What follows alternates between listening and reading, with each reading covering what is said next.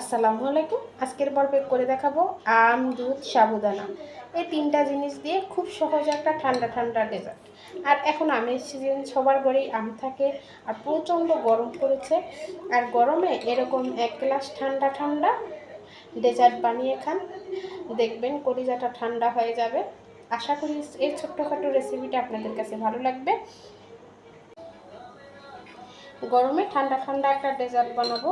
তা এখানে আমি হাফ লিটার দুধ, হাফ কাপ গুঁড়া দুধ, হাফ লিটার হচ্ছে লিকুইড দুধ, হাফ কাপ গুঁড়া দুধ, আর এখানে 1/3 কাপ চিনি দিয়ে আমি খুব ভালো করে জাল করে নিয়েছি।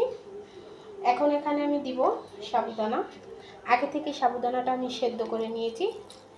সেদ্ধ করে সাবুদানাটা খুব ভালো করে ধুয়ে নেবেন, এতে করে সাবুদানাটা ঝরঝরে হবে। এখন এখানে দিয়ে দিব আমি আমের পাল।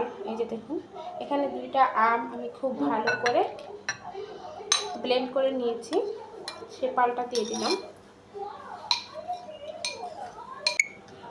আমের পালটা মিশিয়ে নিয়েছি, দেখতে পাচ্ছেন। এখন এখানে আমি দিয়ে দিব টুকরো করা আম।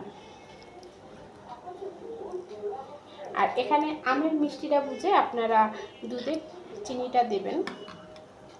দেখুন রেডি হয়ে গেছে আমার সুন্দর একটা সাবুদানা আমের ডেজার্ট। আর এটা ফ্রিজে রেখে ঠান্ডা করে খেলে জাস্ট ওয়াও, প্রাণটা জুড়িয়ে যাবে এই গরমে। এই যে দেখুন, 1 গ্লাস ঠান্ডা ঠান্ডা ডেজার্ট বানিয়ে নিয়েছি। এরকম করে বানিয়ে দিবেন আর বানিয়ে খাবেন, দেখবেন মন প্রাণ জুড়িয়ে যাবে। আর আমের সিজন, এখন সবার ঘরেই আম থাকে, আম দিয়ে খুব সহজে এই ডেজার্টটা বানিয়ে নেবেন।